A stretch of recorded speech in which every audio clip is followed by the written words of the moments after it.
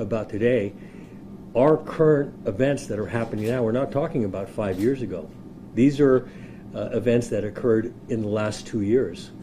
This officer has only been a part of the police department since 2016. So these are events that happened between 2016 and today.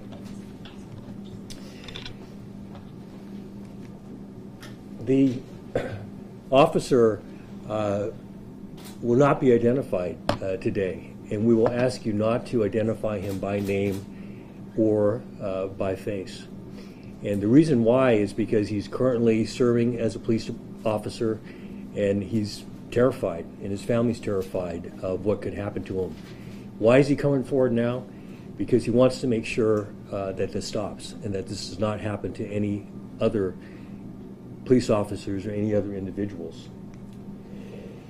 In July and August of 2017, and just to give you a little background, this officer, his family is from Afghanistan, but he himself was born in Iran and came to the United States when he was 9 years old. He's been here ever since.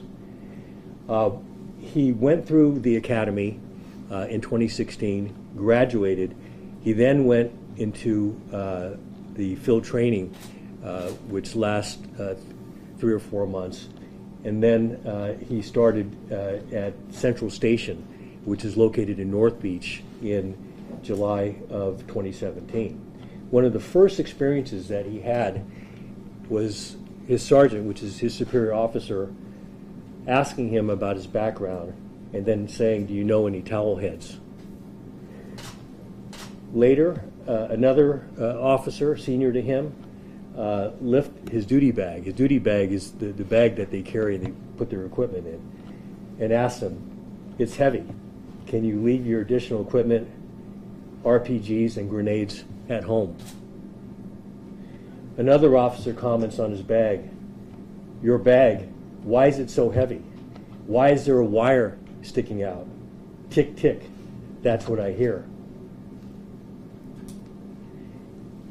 It continues. Another officer says to him, quote, "I would appreciate it if you tell me the plans of your terrorist network so I can plan in advance.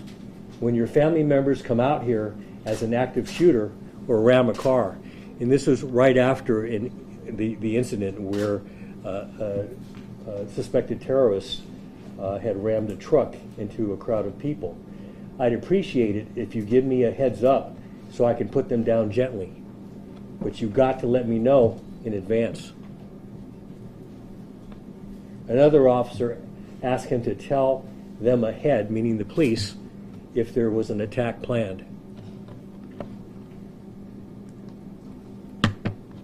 The officers were talking about the President's Trump's Muslim ban, and there was a whole discussion about allowing the Muslim ban.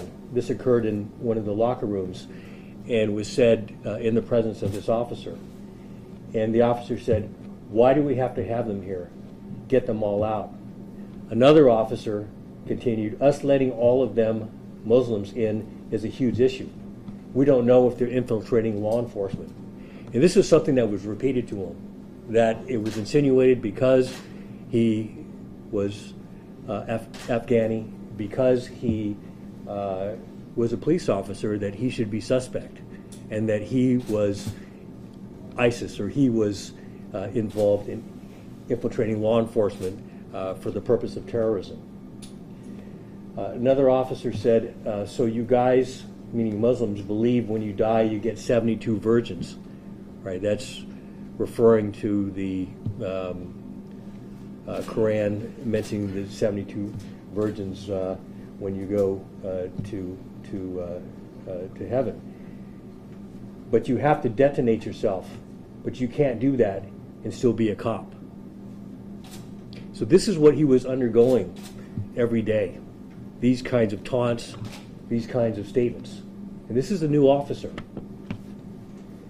Another officer asked him 4 times when he was going to wear his dress, referencing the traditional Afghani clothing, making fun of it.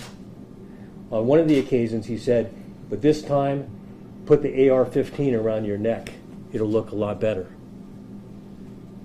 Officer asked him whether his earpiece, right, because they wear the earpiece wire that is connected to their communication device.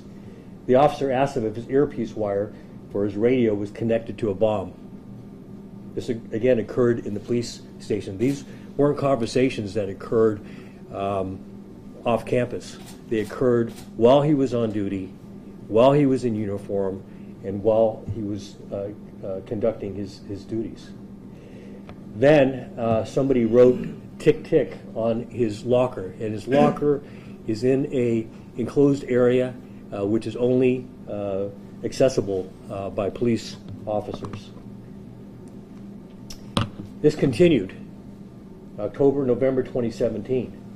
Officers would ask repeatedly, "How is your family?" And then they would say right afterwards, "Is anyone in your family a terrorist? Do you know any terrorists?" The officers would refer to him as a sand the N-word.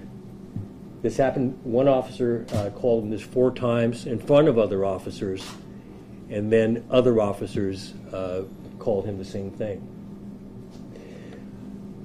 One of his superior officers questioned him about the relationship that he had with his fiancée, and suggested because his fiancée is of Irish descent that he had lied to her about his religion and his background.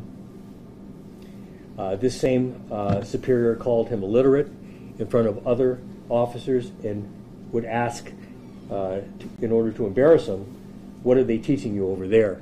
referring to Afghanistan. This is the graffiti, the second graffiti. The first one, he just wiped it off, but this one he took a photo of. And this is on November 6, 2017. The gray area you'll see there is his locker, so it's like a steel. And you can see that somebody scratched out what appears to be a rectangle or a flag with the words ISIS on it, and then it says "Go back." And this is what he found on his locker. At this point, after enduring all that he had experienced, that is when